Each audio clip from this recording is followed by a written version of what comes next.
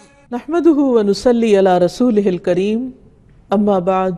فاعوذ بالله من الشيطان الرجيم بسم الله الرحمن الرحيم رب اشرح لي صدري ويسر لي امري واحلل عقدة من لساني يفقهوا قولي۔ ناظرین، پروگرام اللہ کے خوبصورت نام کے ساتھ آپ کی خدمت میں حاضر ہیں۔ آج ہم انشاءاللہ اللہ سبحانہ وتعالیٰ کے نام الآخر پہ بات کریں گے۔ اس سے پہلے ہم نے اللہ سبحانہ وتعالیٰ کے نام الاول پر بات کی، اس کے بالکل برعکس اب الآخر پہ بات ہوگی۔ اللہ سبحانہ وتعالیٰ الاول بھی ہے اور الآخر بھی۔ الآخر کا معنی ہے باقی رہنے والا، یعنی جب ساری مخلوق فنا ہو جائے گی تو وہ باقی رہے گا، اس کے بعد کوئی چیز نہیں۔ مخلوقات کے فنا ہونے کے بعد باقی رہنے والا صرف وہی ہے، بقا صرف اس کی ذات کو ہے، اور ہر چیز کی انتہا اسی کی طرف ہے۔ عربی زبان میں آخر کا لفظ کئی معنوں میں استعمال ہوتا ہے۔ نمبر 1، اول کے مقابل۔ نمبر 2، لمبی زمانی مدت تک باقی رہنا۔ نمبر 3، گنتی کے اعتبار سے پہلے کے بعد آنے والا، یعنی آخر میں آنے والا۔ نمبر 4، مقامات میں ایک مدت تک باقی رہنے کے معنوں میں، یعنی ابن عباس کی جیسے ایک حدیث میں آتا ہے کہ نبی صلی اللہ علیہ وسلم منبر پر چڑھے، وَكَانَ آخِرَ مَجْلِسٍ جَلَسَهُ، کہ یہ آپ کی آخری مجلس تھی، یعنی ٹائم کے اعتبار سے سب سے آخری۔ پھر اسی طرح آخری کلام کے لیے بھی یہ لفظ استعمال ہوتا ہے، جیسے اللہ سبحانہ وتعالیٰ کا یہ قول ہے وَآخِرُ دَعْوَاهُمْ عَنِ الْحَمْدُ لِلَّهِ رَبِّ الْعَالَمِينَ وَآخِرُ دَعْوَاهُمْ، اور ان کی دعا کا خاتمہ یہ ہوگا، آخری بات یہ ہوگی عَنِ الْحَمْدُ لِلَّهِ رَبِّ الْعَالَمِينَ، کہ سب تعریف اللہ کے لیے ہے جو تمام جہانوں کا رب ہے۔ قرآن مجید میں اللہ سبحانہ وتعالیٰ کی یہ صفت یوں بیان ہوئی ہے هُوَ الْأَوَّلُ وَالْآخِرُ وَالظَّاهِرُ وَالْبَاطِنُ وَهُوَ بِكُلِّ شَيْءٍ عَلِيمٌ، وہی سب سے پہلے ہے اور وہی سب سے آخر میں، اور وہی ظاہر ہے اور وہ چھپا ہوا ہے، اور وہ ہر چیز کو خوب جاننے والا ہے۔ حقیقت یہ ہے کہ اللہ سبحانہ وتعالیٰ کی ذات اور اس کی صفات ہمیشہ کے لیے باقی رہنے والی، اس میں کسی قسم کی کوئی کمی ہونے والی نہیں ہے۔ قرآن مجید میں آتا ہے کل من علیہا فان ویبقى وجہ ربک ذو الجلال والاکرام۔ سورۃ الرحمن کی اس آیت کا مطلب ہے کہ ہر ایک جو اس زمین پر ہے فنا ہونے والا ہے، یعنی جو بھی پیدا ہوا ہے اسے ایک دن ختم ہو جانا ہے، اور تیرے رب کا چہرہ باقی رہے گا جو بڑی شان اور عزت والا ہے۔ جتنی بھی مخلوقات ہیں، جو بھی پیدا ہوئی ہیں، ان سب کی فطرت کے اندر زوال ہے، فنا ہے، بقا نہیں۔ بقا صرف اللہ کی ذات کو ہے، اور یہی معنی الآخر کے ہیں جو اللہ سبحانہ تعالیٰ کا نام ہے۔ برا کہتے ہیں کہ نبی صلی اللہ علیہ وسلم نے فرمایا اللہم اسلمت وجہی الیک وفوضت امری الیک وَأَلْجَأْتُ ظَهْرِي إِلَيْكَ رَغْبَةً وَرَهْبَةً إِلَيْكَ لَا مَلْجَأَ وَلَا مَنْجَا مِنْكَ إِلَّا إِلَيْكَ۔ سمانا کیا ہے کہ ہر چیز کی انتہا اللہ کی ذات پر ہے، ہر چیز اللہ سبحانہ تعالیٰ کی طرف لوٹتی ہے، ہر چیز اسی کے سپرد کی جانی چاہیے۔ ترجمہ اس دعا کا ہے اے اللہ میں نے اپنا چہرہ تیری طرف جھکا لیا، اے اللہ میں نے اپنا معاملہ تیرے سپرد کر دیا، اے اللہ میں ثواب کی توقع تجھ سے ہی رکھتا ہوں، اے اللہ میں تیرے ہی عذاب سے ڈرتا ہوں، اے اللہ تجھے ہی میں نے اپنا پشت پناہ بنا لیا، اور تیرے سوا کہیں اور پناہ اور نجات کی جگہ نہیں ہے۔ یعنی ایک بندہ مومن کے دل میں اللہ سبحانہ تعالیٰ کے لیے جو مقام ہے، جو مرتبہ ہے، اس کا یہ تقاضا ہے کہ انسان اپنی ہر چیز، اپنی ہر کوشش کے بعد انجام کو، آخر کو اللہ سبحانہ تعالیٰ کے سپرد کر دے، اس کے حوالے کر دے۔ یہاں ایک سوال یہ پیدا ہوتا ہے کہ اگر اللہ سبحانہ و تعالی ہمیشہ کے لیے ہے اور اس کے بعد کوئی چیز باقی نہیں رہے گی، نہ باقی رہنے والی ہے، ہر چیز کو زوال اور فنا ہے، تو پھر یہ جو قرآن مجید میں آتا ہے جنت اور جہنم کے بارے میں کہ وہ ہمیشہ رہیں گے، یعنی جو لوگ جنت میں جائیں گے وہ بھی ہمیشہ رہیں گے اور جو جہنم میں جائیں گے وہ بھی ہمیشہ رہیں گے، جیسے قرآن مجید میں آتا ہے قال اللہ ھذا یوم ینفع الصادقین صدقہم لہم جنات تجری من تحتها الانہار خالدین فیہا ابدا رضی اللہ عنہم ورضوا عنہ ذالک الفوز العظیم۔ اللہ فرمائے گا یہ وہ دن ہے کہ سچوں کو ان کا سچ فائدہ دے گا، ان کے لیے باغات ہیں جن کے نیچے نہریں بہتی ہیں، وہ ان میں ہمیشہ رہنے والے ہیں، اللہ ان سے راضی ہو گیا اور وہ اللہ سے راضی ہو گئے، یہی بہت بڑی کامیابی ہے۔ اور جہنمیوں کے بارے میں اللہ تعالیٰ نے فرمایا وَمَن يَعْصِ اللَّهَ وَرَسُولَهُ فَإِنَّ لَهُ نَارَ جَهَنَّمَ خَالِدِينَ فِيهَا أَبَدًا، اور جو اللہ اور اس کے رسول کی نافرمانی کرے گا تو اس کے لیے جہنم ہے جس میں وہ ہمیشہ ہمیشہ رہیں گے۔ تو پھر ان دو چیزوں میں تطبیق کیسے ہوگی؟ اگر اللہ سبحانہ تعالیٰ ہمیشہ کے لیے اور ادھر سے کہا جا رہا ہے کہ جنت اور جہنم ہمیشہ کے لیے ہے، تو کیا یہ دو چیزیں آپس میں کنٹرڈکٹ نہیں کر رہی؟ نہیں، اس لیے کہ اللہ سبحانہ تعالیٰ اپنی ذات صفات کے ساتھ ہمیشہ کے لیے باقی ہے، اور جنت جہنم یہ کوئی بھی چیز جو باقی رہنے والی ہے اس کو اللہ سبحانہ تعالیٰ باقی رکھے گا، یعنی خود اس کی اپنی ذات کے اندر بقا نہیں ہے، وہ اپنی بقا کے لیے یا اپنے خلود کے لیے اللہ سبحانہ تعالیٰ کی محتاج ہے۔ تو جنت کب تک باقی رہے گی؟ جب تک اللہ باقی رکھنا چاہے، لیکن اللہ سبحانہ تعالیٰ اپنی ذات میں خود باقی ہے، تو یہ ایک بہت بڑا فرق ہے۔ اسی طرح جنت کے رہنے والے بھی، کیونکہ جب سب لوگوں کا فیصلہ ہو جائے گا، جنت والے جنت میں چلے جائیں گے، جہنم والے جہنم میں چلے جائیں گے، تو موت کو ایک مینڈے کی شکل میں لا کر ذبح کر دیا جائے گا، اور اس کے بعد موت نہیں آئے گی کسی چیز پر، جو باقی ہیں وہ ہمیشہ کے لیے باقی رہیں گے۔ تو اس کا مطلب کیا ہے کہ جب تک اللہ ان کو باقی رکھنا چاہے گا وہ باقی رہیں گے، وہ خود سے اپنی ذات کے اندر ان کی ایسی کوئی طاقت یا قوت نہیں کہ وہ باقی رہ سکیں۔ تو جنت والے جنت میں ہمیشہ رہیں گے کیونکہ اللہ ان کو ہمیشہ رکھے گا اور ان کو نئی نئی نعمتیں عطا ہوتی رہیں گی، اور اسی طرح جہنم والے جہنم میں ہمیشہ رہیں گے جب اللہ سبحانہ تعالیٰ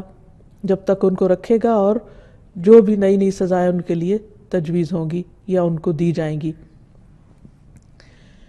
پھر یہ ہے کہ جتنی بھی مخلوق ہے، یعنی جنت جہنم کے علاوہ جتنی بھی مخلوق ہے، مثلا جنت والے اور جنت والوں کی جو نعمتیں وہ بھی باقی ہوں گی، جیسے اللہ تعالیٰ فرماتے ہیں وَالْآخِرَةُ خَيْرٌ وَأَبْقَىٰ، اور آخرت کہیں بہتر اور زیادہ باقی رہنے والی ہے۔ تو وہ بھی کیسے باقی رہنے والی ہے؟ یعنی اللہ تعالیٰ اس کو باقی رکھنے والا ہے، کیونکہ اس نے اپنے بندوں کے لیے ایسی نعمتیں پیدا کی ہیں کہ جن کا کچھ شمار نہیں اور جن کی کوئی مثال نہیں اس دنیا میں۔ تو اس لیے حقیقت یہ ہے کہ اللہ ہی اول اور آخر ہے، اور باقی تمام چیزیں اپنی بقا کے لیے اللہ سبحانہ تعالیٰ کی محتاج ہیں۔ جب ایک انسان اس صفت پر ایمان لے آتا ہے، اللہ تعالیٰ کے اس نام کو پہچان لیتا ہے، تو پھر وہ بے اختیار اللہ تعالیٰ کے اس نام کے ساتھ دعائیں بھی کرتا ہے، اور دعا انسان کی بندگی کا اظہار ہے، دعا ایک عبادت ہے۔ اللہ سبحانہ تعالیٰ سے ون آن ون بیس پر، بالکل پرسنل لیول پر ایک تعلق ہے، جس میں اللہ سبحانہ تعالیٰ بندے سے بہت زیادہ خوش ہوتا ہے جب بندہ اس کے آگے ہاتھ پھیلاتا ہے، جب بندہ اس کے آگے اپنی عاجزی و زاری اور اپنی کمزوری اور محتاجی کا ذکر کرتا ہے، اور اپنی چھوٹی اور بڑی ضرورت اس کے سامنے رکھتا ہے۔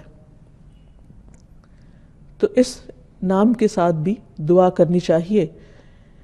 کیونکہ سارے معاملات اسی کی طرف جا کر ٹھہر جاتے ہیں، اسی کی طرف جا کر ان کا اختتام ہوتا ہے، ہر چیز اسی کے سپرد ہوتی ہے، ہر چیز اسی کے حوالے ہوتی ہے، ہماری تقدیر بھی اسی کے ہاتھ میں ہے، اس لیے ہمیں اس کو پکارتے رہنا چاہیے۔ نبی صلی اللہ علیہ وسلم صبح و شام کی دعاؤں میں خاص طور پر یہ فرمایا کرتے تھے اللہم بک اصبحنا وبک امسینا وبک نحیا وبک نموت والیک المصیر۔ اے اللہ، ہم نے آپ کے نام کے ساتھ صبح کی، اور آپ کے نام سے شام کی، اور آپ کے نام سے ہم زندہ ہیں، اور آپ کے نام پر ہم مرتے ہیں، اور آپ ہی کی طرف لوٹنا ہے، آپ ہی کی طرف پلٹنا ہے، یعنی ہمارا انجام، ہمارا اختتام آپ ہی کی طرف ہے۔ اس طرح شام ہوتی تو آپ فرماتے اللہم بک امسینا وبک نحیا وبک نموت والیک النشور۔ اے اللہ، ہم آپ کے نام سے شام کرتے ہیں، یعنی جس طرح ہر زندگی کا اختتام ہے، اسی طرح ہر صبح کا ایک انجام ہے، ایک شام ہے۔ تو اس وقت بھی ہماری شام تیرے نام پر ہے، اور اسی طرح تیرے نام پر ہی ہم زندہ ہیں اور تیرے نام پر ہی مریں گے، یعنی ہماری زندگی اور موت کا مالک تو ہے، اور آپ ہی کی طرف ہمیں اٹھنا ہے۔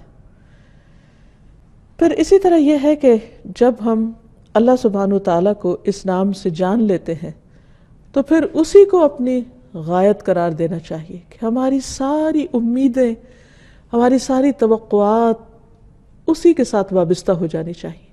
اور اس بات کا پورا یقین ہونا چاہیے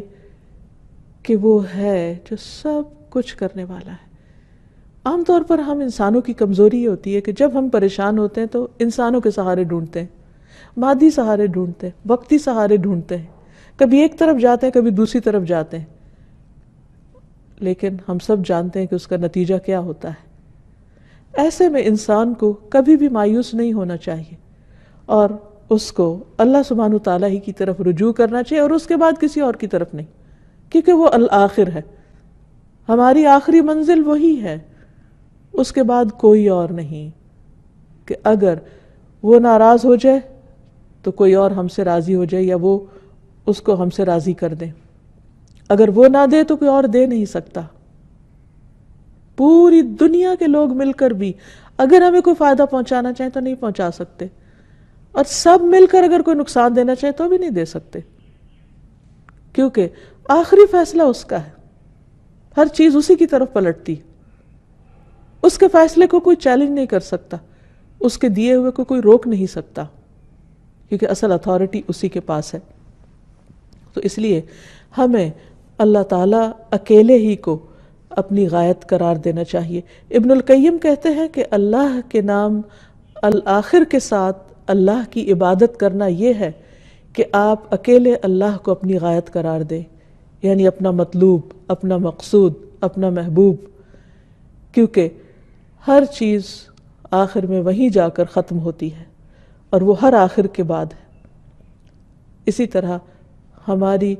تمنا اور مراد اور امید وہی ہونی چاہیے، کیونکہ اس کے بعد کوئی اور ایسی جگہ نہیں، کوئی راستہ نہیں، کوئی ایگزٹ نہیں، کہیں بھی اور ہم نہیں جا سکتے، اور ہمیں اپنی ضرورت اور مجبوری کو اپنے رب کی طرف لوٹانا چاہیے، کیونکہ اگر ہم اپنی ضروریات اور حاجات میں اللہ سبحانہ وتعالیٰ کو چھوڑ کر کسی اور کی طرف جائیں گے تو خود ختم ہونے والے ہیں، خود ان کو بقا نہیں، وہ تو خود اپنے آپ کو بھی سہارا نہیں دے سکتے، وہ تو اپنی ضروریات بھی پوری نہیں کر سکتے، وہ تو اپنی مدد کے لیے بھی اللہ کے محتاج ہیں۔ تو پھر ان کا سہارا لینے کی بجائے کیوں نہ ہم اللہ سبحانہ تعالیٰ ہی کی طرف جائیں، اور کسی بھی تکلیف میں، تنگی میں، حاجت میں، ضرورت میں اللہ ہی کو اپنا ملجا و ماوا سمجھیں، اسی کو اپنا مرجع سمجھیں، اور اسی کی طرف پلٹیں، کیونکہ وہ ہر چیز کا مالک ہے، ہر ایک کا رب ہے، جس کو چاہے عطا کرے اور جس کو چاہے روک دے۔ انسانوں کے دل بھی اسی کے ہاتھ میں ہیں، ہماری نیتوں کا مالک بھی وہی ہے، ارادوں کا مالک بھی وہی ہے۔ اسی لیے ہمیں یہ دعا مانگنے کو کہا گیا، ربنا لا تزغ قلوبنا بعد اذ ہدیتنا وہب لنا من لدنک رحمہ انک انت الوہاب۔ اے ہمارے رب، ہمارے دل ٹیڑھے نہ کر اس کے بعد کہ تو نے ہمیں ہدایت عطا کر دی، اور ہمیں اپنے پاس سے رحمت عطا فرما، بے شک تو ہی بے حد عطا کرنے والا ہے۔ کیونکہ اگر اللہ سبحانہ تعالیٰ دلوں کو پھیر دے تو اس کے بعد، کیونکہ وہ الآخر ہے نا، تو اس کے بعد کسی کے اندر طاقت نہیں کہ وہ ان دلوں کو سیدھا کر دے، کیونکہ اس کے بعد تو کوئی ہے ہی نہیں، نو پاور، کسی کے پاس کوئی اختیار نہیں۔ تو اس لیے جہاں کہیں انسان کو اپنی زندگی میں کوئی خدشہ، کوئی کمی، کوئی پریشانی ہونے لگے تو اس الآخر ہی کی طرف رجوع کرے. جیسے ہم دیکھتے ہیں کہ انبیاء علیہ السلام نے اپنی ضروریات میں اسی کو پکارا. زکریا علیہ السلام اپنے رب کی طرف لوٹتے ہیں، ساری زندگی اس سے مایوس نہیں ہوتے. جب عمر کا ایک طویل حصہ گزر جاتا ہے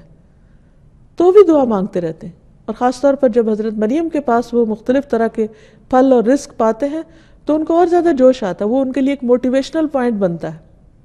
اور اتنے ہی قوت کے ساتھ دعا مانگتے ہیں. عام طور پر جب ہم دعا مانگتے ہیں تو ہمارے اندر یقین کم ہوتا ہے، ہم سوچتے پتہ نہیں اللہ تعالیٰ قبول کرے گا یا نہیں. ہم اللہ کی قدرت کو نہیں دیکھتے، اس کی عظمت کو نہیں محسوس کرتے. ہم یہ دیکھتے ہیں کہ اسباب کتنے ہیں. اللہ سبحانہ وتعالیٰ کو تو اسباب کی ضرورت نہیں. یہ ٹھیک ہے کہ وہ اسباب کے پردے میں چیزیں عطا کرتا ہے، لیکن وہ اس کا محتاج نہیں ہے. سارے اسباب بھی اسی کی طرف لوٹتے ہیں، ان کا بھی کنٹرول کرنے والا وہی ہے، وہ بھی اسی کے اختیار میں ہے. اسی لیے ہم دیکھتے ہیں کہ زکریا علیہ السلام اس حال میں اللہ تعالیٰ کو پکارتے ہیں، کہتے ہیں رب انی وہن العظم منی واشتعل الرأس شیبا ولم اکن بدعائک رب شقیا. چپ کے اپنے رب کو پکارتے ہیں دل ہی دل میں، کیونکہ وہ تو دل کے اندر کی وسپرز کو بھی جانتا ہے. وَلَقَدْ نَعْلَمُ مَا تُوَسْوِسُ بِهِ نَفْسُهُ، یعنی انسان کے دل کے اندر کوئی خیال بھی اٹھتا ہے تو اس کو پتہ چل جاتا ہے. وہ دلوں کے راز جانتا ہے، وہ ہماری آہیں، ہمارے دکھ، ہماری تکلیفیں، ہماری سرگوشیاں سب سے واقف ہے. تو اس نے زکریا علیہ السلام کی سرگوشی بھی سنی، کہا اے میرے رب میری ہڈیاں بوسیدہ ہو چکی ہیں، تو میری تو ہڈیاں بھی کمزور ہو گئی ہیں، بڑھاپے کی وجہ سے سر سفیدی سے بڑا کٹھا ہے، اتنا بوڑھا ہو گیا ہوں، لیکن پھر بھی میں مایوس نہیں ہوں کیونکہ تو ہے اور ہر چیز تیری ہی طرف لوٹتی. تو الآخر ہے،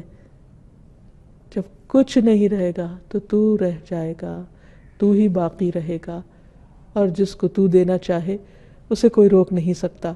تو کہتے ہیں کہ تجھے پکار کر کبھی میں محروم ہوا ہی نہیں.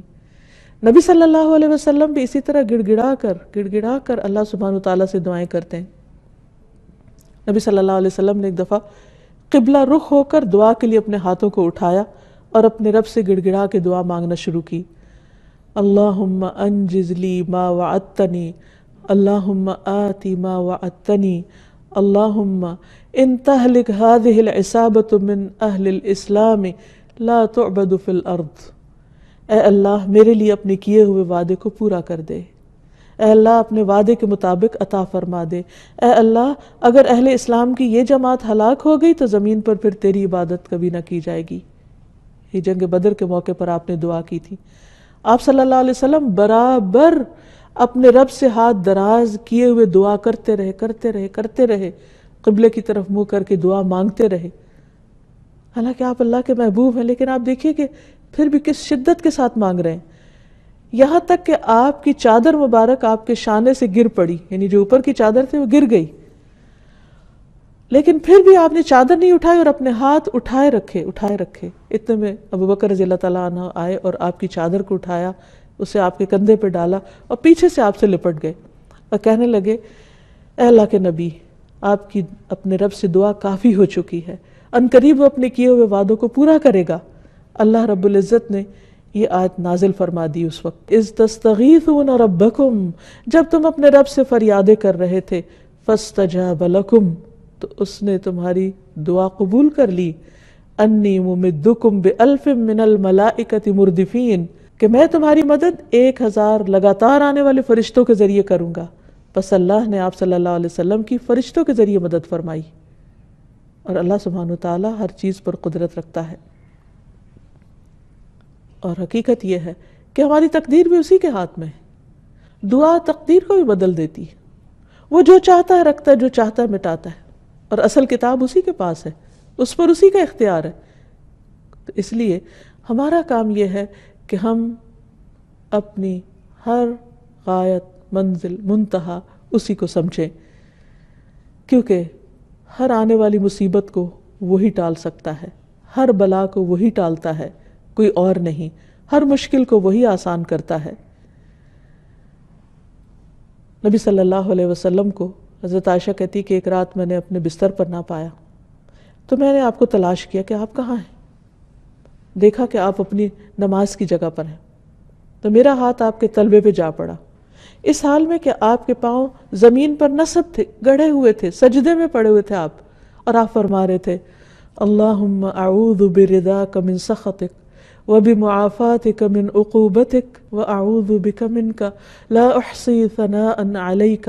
انت کما اثنیت علی نفسک۔ اے اللہ، میں تیری ناراضگی سے، تیری رضامندی کی اور تیری سزا سے تیری معافی کی پناہ چاہتا ہوں، اور میں تجھ سے ڈر کر تیری ہی پناہ میں آتا ہوں۔ آپ دیکھیے کہ عام طور پر جب انسان کسی انسان سے ڈرتا ہے تو اس سے بھاگ نکلتا ہے، لیکن جب ہم اللہ سے ڈرتے ہیں تو اس کی طرف اور رغبت کرتے ہیں۔ کتنا پیارا ہے ہمارا رب کہ جب ہم اس کی نافرمانی کر بیٹھتے ہیں، جب ہمیں یہ پتہ بھی چل جائے کہ وہ ناراض ہے ہم سے، تو پھر ہمیں اس سے دور نہیں جانا، اس کو راضی کرنا، اسی کی طرف جانا، اور وہ اپنی پناہ میں لے لیتا ہے۔ تو نبی صلی اللہ علیہ وسلم نے فرمایا میں تیری تعریف کرنے کی طاقت نہیں رکھتا، تو ویسا ہی ہے جیسے تو نے خود اپنی ثنا بیان کی، یعنی میری استطاعت میں نہیں کہ میں تیری حمد و ثنا اس طرح بیان کر سکوں جیسے کرنے کا حق ہے، اور جس خوبصورت انداز میں اے رب تو نے خود اپنی حمد و ثنا بیان کی وہی تیرے لائق ہے۔ پھر حقیقت یہ ہے کہ ہم پر جتنا بھی فضل اور رحمت ہے اسی کی ہے، اور ساری مشکلات کو آسان کرنے والا وہی ہے۔ اللہ تعالیٰ فرماتے ہیں وَإِن يَمْسَسْكَ اللَّهُ بِضُرٍّ فَلَا كَاشِفَ لَهُ إِلَّا هُوَ وَإِن يُرِدْكَ بِخَيْرٍ فَلَا رَادَّ لِفَضْلِهِ يُصِيبُ بِهِ مَن يَشَاءُ مِنْ عِبَادِهِ وَهُوَ الْغَفُورُ الرَّحِيمُ۔ اور اگر اللہ تجھے کوئی تکلیف پہنچائے تو اس کے سوا کوئی دور نہیں کر سکتا، تو اس لیے آخری منزل ہماری وہی ہونی چاہیے، سب سے پہلے بھی اسی کا خیال آنا چاہیے اور سب سے آخر میں بھی اسی کا آنا چاہیے، کیونکہ اگر وہ تیرے ساتھ کسی بھلائی کا ارادہ کر لے تو کوئی اس کے فضل کو ہٹانے والا بھی نہیں، وہ اسے اپنے بندوں میں سے جس کو چاہتا ہے پہنچاتا ہے، یعنی اپنے بندوں میں سے جس کو چاہتا ہے نوازتا ہے، وہی بے حد بخشنے والا، نہایت رحم فرمانے والا ہے۔ تو جب انسان اللہ تعالیٰ کی صفت کو پہچان لیتا ہے تو پھر ہو نہیں سکتا کہ بندہ اللہ سبحانہ وتعالیٰ کی نافرمانی کرے اور اس کو ناراض کرے، کیونکہ الآخر کی معرفت کا لازمی نتیجہ ہے کہ تمام مخلوقات اس کی بارگاہ میں سر جھکا دیں، کیونکہ اس سے آگے ہم کہیں بھاگ کے نہیں جا سکتے۔ اس کی نافرمانی کر کے نہ ہمیں آسمان پناہ دے گا، نہ زمین دے گی، نہ کوئی پہاڑ اور نہ کوئی کھو اور نہ کوئی غار، کہیں بھی کوئی ایسی چیز نہیں کہ جو ہمیں پھر اللہ تعالیٰ سے بچا لے، اس کی ناراضگی اور اس کے غضب سے بچا لے۔ اس لیے بہت ضروری ہے کہ ہم اس نام کو پہچان کر اسی کے دامن میں پناہ لیں اور اسی کی طرف پلٹیں، اور جب اس کی طرف پلٹیں تو اس کو راضی بھی کریں اور اس کی عبادت بھی کریں، اور ہر اس کام کو چھوڑ دیں جو اس کی ناراضگی کا سبب ہے، کیونکہ اگر اس نے ہمیں چھوڑ دیا تو پھر کوئی اور ہمارا مددگار نہیں ہو سکتا۔ اب پھر یہ کہ اپنی ساری عبادات، اپنے صدقہ خیرات، اپنی تمام زندگی اللہ کی رضا میں گزاریں، کیونکہ اسی کی طرف جانا ہے۔ انا للہ وانا الیہ راجعون، ہم بھی اللہ کے لیے ہیں اور اسی کی طرف پلٹ کے جانے والے ہیں۔ جب ہمارا انجام اس کے ہاتھ میں ہے، ہماری آخری منزل اس کے پاس ہے، جزا اور سزا کا فیصلہ اس کے ہاتھ میں ہے، تو پھر کسی اور کو خوش کرنے کا کیا مطلب اس کو ناراض کر کے؟ تو خوش قسمت ہے وہ انسان جس کو یہ ڈھنگ آ جائے کہ اس کو راضی کرنے کے لیے باقیوں کی ناراضگی مول لے سکے، کیونکہ اس کو راضی کرنے میں کیا چیز حائل ہوتی ہے، کیا چیز رکاوٹ بنتی ہے؟ عام طور پر لوگوں کا ڈر، معاشرے کا خوف، دوسرے مجھے کیا کریں گے، مجھے لیبل کر دیں گے اور مجھے نکو بنائیں گے، میرا مذاق اڑائیں گے۔ لیکن سوچے انسان تھوڑی دیر کے لیے کہ یہ سب مذاق اڑانے والے، یہ سب برا بھلا کہنے والے خود ختم ہونے والے ہیں، اور باقی تو اللہ کی ذات ہے، الآخر تو وہی ہے، آخر میں تو ہم نے اسی کے پاس ہمیشہ کے لیے چلے جانا ہے۔ تو ہم ان سے کیوں ڈریں جو خود ختم ہونے والے ہیں؟ ہم اس سے کیوں نہ ڈریں کہ جو ہمیشہ باقی رہنے والا ہے اور جس سے اچھے انجام کی توقع کی جا سکتی ہے۔ پھر یہ ہے کہ انسان اپنی نیت کو بھی درست رکھے، کوئی بھی کام کرنا ہو تو اسی کی رضا کے لیے کرے۔ پھر اسی طرح اللہ سبحانہ تعالیٰ سے ملاقات کے بارے میں مکمل علم حاصل کرے، کیونکہ اللہ تعالیٰ قرآن مجید میں فرماتے ہیں وَاتَّقُوا اللَّهَ وَاعْلَمُوا أَنَّكُمْ مُلَاقُوهُ، اللہ سے ڈرو اور جان لو کہ تم اسی سے ملاقات کرنے والے ہو، وہاں جا کے ٹھہرنا ہی ٹھہرنا ہے، آخر وہیں لگنی ہے تمہاری۔ دنیا میں انسان تو جتنا چاہے بھاگ لے اس سے، کیونکہ انسان کے نفس پر عبادت بڑی بھاری ہے، وہ اللہ تعالیٰ کے احکام سے چھپتا پھرتا ہے، اللہ کی عبادت سے منہ موڑتا ہے، اللہ کی رضا کی پرواہ نہیں کرتا، دنیا اس کی ترجیح ہوتی ہے، لیکن آہستہ آہستہ ہر روز اس کی زندگی کم ہوتی چلی جاتی، ایک ایک ڈراپ گرتا چلا جا رہا ہے اور انسان اپنی موت کے قریب ہوتا چلا جا رہا ہے، اور مرنے کے بعد اسی کے پاس جا کر اس کو ٹھہرنا ہے۔ وَاعْلَمُوا أَنَّكُمْ مُلَاقُوهُ، جان لو تمہیں اس سے ملاقات کرنی ہی کرنی ہے۔ تو سوچئے پھر جب اس کے سامنے ہم جا کر کھڑے ہوں گے تو وہ کیسا منظر ہوگا۔ نبی صلی اللہ علیہ وسلم نے فرمایا کہ تم میں سے کسی کے قدم اس وقت تک میدان حشر سے ٹل نہ سکیں گے جب تک 5 باتوں کا جواب نہ دے دے کہ عمر کہاں گزاری، جوانی کہاں لگائی، علم پر عمل کتنا کیا، مال کہاں سے آیا، کہاں خرچ کیا، جسم کو کس کام میں گلایا۔ تو اس لیے اس دن کے جو اللہ کی ملاقات کا دن ہے، اس کی ساری تفصیلات اور جزئیات ہمیں معلوم ہونی چاہیے کہ ہماری اس جرنی کا میپ کیا ہے، کہاں کہاں سے گزرنا ہے، حشر کیسے ہوگا،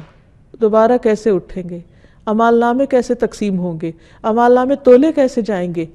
حوض کوثر کہاں ہوگا، پل صراط کہاں ہوگا، وہ کیسا ہوگا، اس سے پار ہونے کے بعد کیا پیش آئے گا، جنت میں داخلہ کیسے ہوگا، اللہ سبحانہ وتعالیٰ سے جنت میں کیسے ملاقات ہوگی، وہ کون سے کام کرنے چاہیے کہ ہم اس کے دیدار کے قابل ہو سکیں، کیونکہ اس سے بڑی لذت اور اس سے بڑی نعمت کوئی نہیں۔ تو ان چیزوں کا علم حاصل کرنا، درست علم حاصل کرنا، یقینی علم حاصل کرنا نہایت ضروری ہے۔ اور پھر یہ کہ صرف علم حاصل نہ کر لے بلکہ انسان اپنی زندگی اس کے مطابق گزارے اور اس کے لیے کوشش کرتا رہے، کیونکہ اللہ سبحانہ وتعالیٰ فرماتے ہیں وَمَنْ أَرَادَ الْآخِرَةَ وَسَعَى لَهَا سَعْيَهَا فَأُولَئِكَ كَانَ سَعْيُهُمْ مَشْكُورًا، کہ جو آخرت کا ارادہ کر لے کہ میں نے وہاں کامیاب ہو کے ٹھہرنا، جو اس بات کو اپنی منزل بنا لے اور اس کے لیے اتنی کوشش کرے جتنی کرنی چاہیے، جتنا حق ہے کرنے کا، یہ نہیں کہ کہے تمنا رکھے، امید اور آرزو کرے کہ میں آخرت میں کامیاب ہو جاؤں، لیکن اس کے بعد عمل کچھ بھی ایسا نہ کرے جو کامیابی کی طرف لے جانے والا ہو، تو یہ بات درست نہیں ہوگی۔ اللہ تعالیٰ فرماتے جو ارادہ کرے اور اس کے بعد کوشش میں بھی لگ جائے جیسی کوشش ہونی چاہیے، تو ایسے لوگوں کی کوشش قابل قدر ٹھہرے گی، ان کی کوشش قبول کر لی جائے گی، ان کو اس کوشش کا بدلہ دیا جائے گا۔ سورۃ النجم میں اللہ تعالیٰ فرماتے ہیں وَأَلَّيْسَ لِلْإِنسَانِ إِلَّا مَا سَعَى، اور نہیں ہے انسان کے لیے مگر وہی جس کی وہ کوشش کرے، انسان کو وہ ملے گا جس کے لیے وہ بھاگ دوڑ کرتا ہے۔ وَأَنَّ سَعْيَهُ سَوْفَ يُرَى، اور یقیناً اس کی کوششیں دیکھی جائیں گی، یعنی قیامت کے دن اس کا نامہ اعمال سامنے لا کر دیکھا پرکھا جائے گا۔ اللہ سبحانہ وتعالیٰ صرف فرشتوں کا لکھا ہوا ہی نہیں، براہ راست خود بھی علم رکھتے ہیں، انسان کے ہاتھ پاؤں بھی بولیں گے، اور انسان کے سینے کے اندر جو نیتیں اور ارادے وہ بھی سامنے لا کے رکھے جائیں گے۔ وَحُصِّلَ مَا فِي الصُّدُورِ، پھر ان سب کوششوں کو وہاں جب لا کے رکھا جائے گا تو پھر نتیجہ کیا ہوگا؟ فرمایا ثُمَّ يُجْزَاهُ الْجَزَاءَ الْأَوْفَى، پھر اسے اس کا بدلہ دیا جائے گا، پورا پورا بدلہ۔ وَأَنَّ إِلَىٰ رَبِّكَ الْمُنْتَهَى، اور یہ کہ بے شک تیرے رب ہی کی طرف آخر کار پہنچنا ہے، انتہا تو وہی ہے، جانا تو وہی ہے، اس لیے اس کی تیاری کرنا ضروری ہے۔ اور یہ بھی یاد رکھے کہ موت سے پہلے اللہ سبحانہ تعالیٰ سے ملاقات ممکن نہیں۔ نبی صلی اللہ علیہ وسلم نے فرمایا تم اپنے رب عز و جل کو نہیں دیکھ سکتے یہاں تک کہ تم وفات پا جاؤ۔ تو اس لیے ہمیں اپنی موت کو سامنے رکھ کر جینا ہے، اور اس سبق کو یاد رکھنا ہے کہ ہم ہر روز اس کی طرف بڑھ رہے ہیں۔ اللہ سبحانہ وتعالیٰ فرماتے ہیں یا ایھا الانسان انک کادح الی ربک قدحا فملاقیہ فاما من اوتی کتابہ بیمینہ فسوف یحاسب حسابا یسیرا وینقلب الی اہلہ مسرورا واما من اوتی کتابہ وراء ظہرہ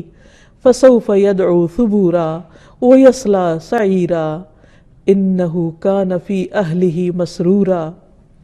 اے انسان، بے شک تو مشقت کرتے کرتے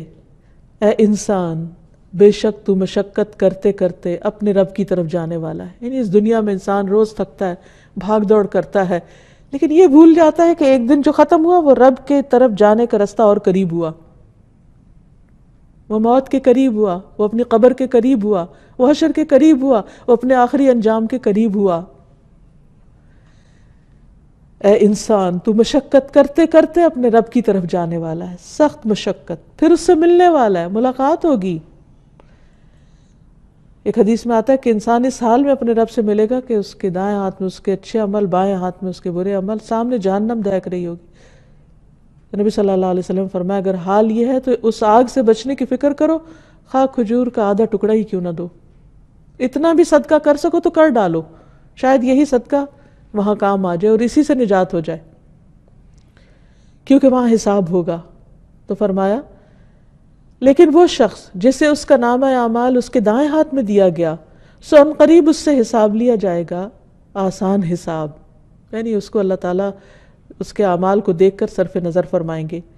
اور وہ اپنے گھر والوں کی طرف خوش خوش واپس آئے گا۔ حساب کے بعد جیسے کوئی ایگزام دے کر آتا ہے، کوئی انٹرویو دے کر آتا ہے، وائوا دے کر آتا ہے، تو پھر اپنے گھر والوں کو آ کر ساری رودات بتاتا ہے۔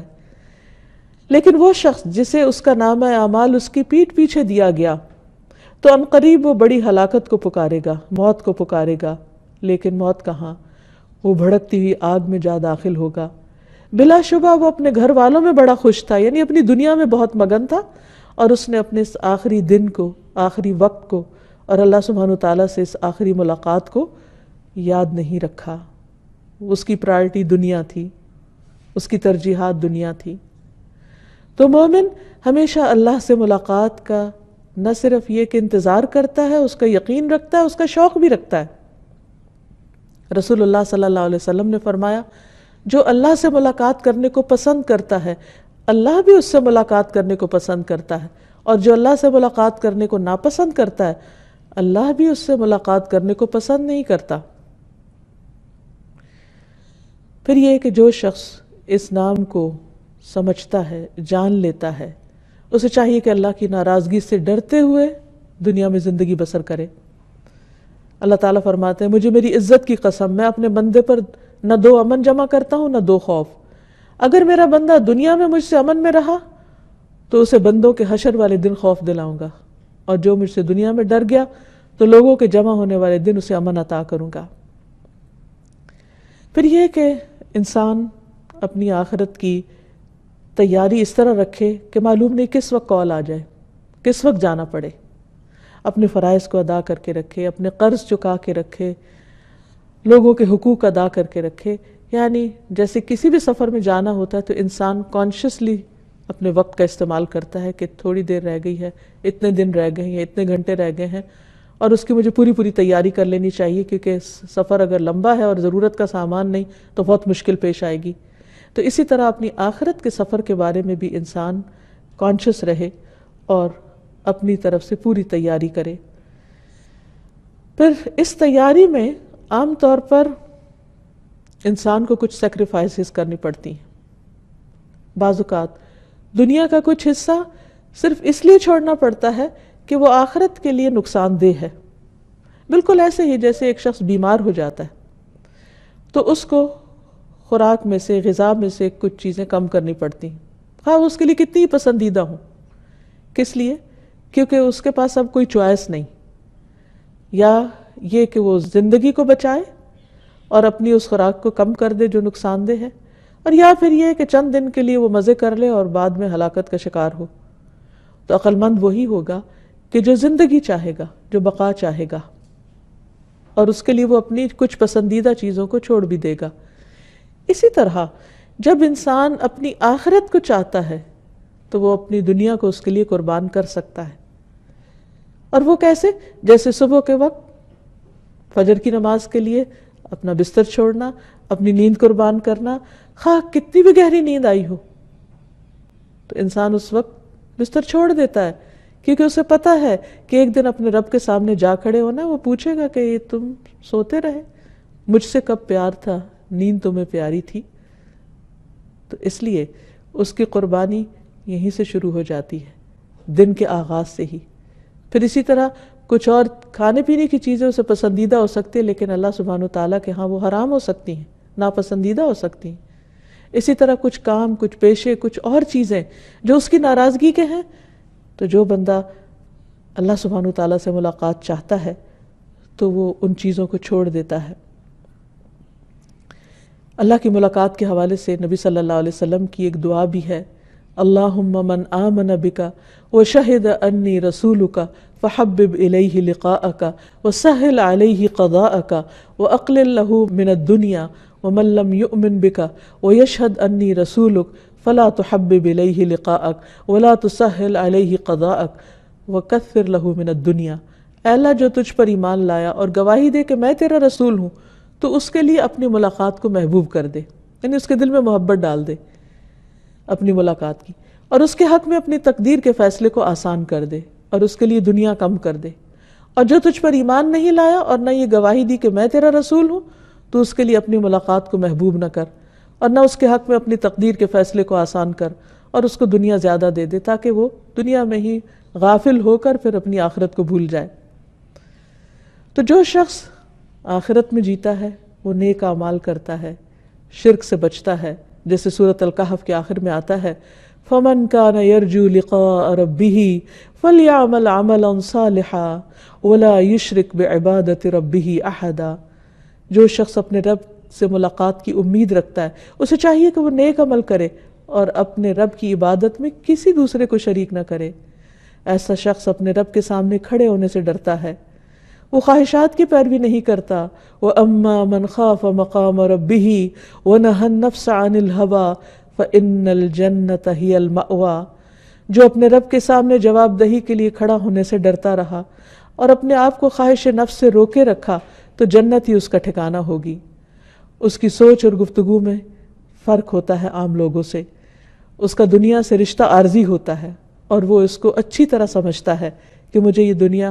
جلد چھوڑنی ہے، اسی لیے وہ اپنی دنیا کا سامان مختصر کر دیتا ہے تاکہ کوئی بھی چیز اس کی آخرت کے راستے میں رکاوٹ نہ بنے۔ پھر اسی طرح دنیا میں رہتے ہوئے فکر اس کی آخرت کی ہوتی، اور آخرت کی فکر سب سے بڑی فکر ہوتی ہے، اور اس فکر میں وہ اپنی زبان اللہ کے ذکر سے تر رکھتا ہے، کیونکہ نبی صلی اللہ علیہ وسلم نے فرمایا بہترین عمل یہ ہے کہ جب تو دنیا سے رخصت ہو تو تیری زبان اللہ کے ذکر سے تر ہو، اور پھر جب اسے دنیا اور آخرت میں چوائس دی جائے تو وہ آخرت کو اختیار کرنے والا ہو۔ جیسے کہ نبی صلی اللہ علیہ وسلم کو جب چوائس دی گئی تو آپ نے فرمایا اللہم الرفیق الاعلیٰ، یا اللہ مجھے رفیق اعلیٰ کا ساتھ پسند ہے۔ اور پھر یہ کہ اس کی موت بھی اس حال میں ہے کہ وہ اللہ کا شکر ادا کر رہا ہو۔ نبی صلی اللہ علیہ وسلم نے فرمایا مومن کے ہر حال میں خیر ہے، اس کی جان اس کے دو پہلوؤں سے نکل رہی ہوتی ہے، اس حال میں کہ وہ اللہ کی تعریف بیان کر رہا ہوتا ہے، وہ اس وقت بھی اپنے رب کا شکر گزار ہوتا ہے۔ اور موت کے وقت اس کو کیا آواز آتی ہے، یا ایتھا النفس المطمئنہ ارجعی الی ربک راضیۃ مرضیہ فادخلی فی عبادی وادخلی جنتی۔ جو اپنے رب کی محبت میں جیتا ہے، رب اس کو یہ خوبصورت پیغام دیتے ہیں، اے مطمئن نفس اپنے پروردگار کی طرف لوٹ چل، تجھے اس سے ملاقات کا شوق تھا، اب واپسی کا وقت آ گیا، ملاقات کا وقت آ گیا، اس حال میں کہ تو اس سے راضی ہے اور وہ تجھ سے راضی ہے، بس میرے خاص بندوں میں داخل ہو جا، میری جنت میں داخل ہو جا۔ ایسے بندوں کی موت کا جب وقت آتا ہے تو فرشتے آ کے خوشخبری دیتے ہیں، فَأَمَّا إِن كَانَ مِنَ الْمُقَرَّبِينَ فَرَوْحٌ وَرَيْحَانٌ وَجَنَّتُ نَعِيمٍ۔ اگر وہ مقربین میں سے ہوتا ہے، یعنی اللہ تعالیٰ بھی اس سے محبت کرتا ہے تو اس کے لیے راحت نعمتوں والے باغ ہوتے ہیں، اور جب اسے اس کی خوشخبری سنائی جاتی ہے تو وہ اللہ سے ملنے کی خواہش اس کے دل میں اور بڑھ جاتی ہے، تو اللہ تعالیٰ بھی اس کی ملاقات سے محبت کرتے ہیں۔ تو اللہ سبحانہ وتعالیٰ جو ہمیشہ باقی رہنے والے ہیں، ہمارے دل میں ہمیشہ باقی رہنے والی نعمتوں کی محبت ڈال دیں اور ہمیں اس کے لیے کچھ کرنے کی توفیق عطا فرمائیں۔ وآخر دعوانا ان الحمد للہ رب العالمین۔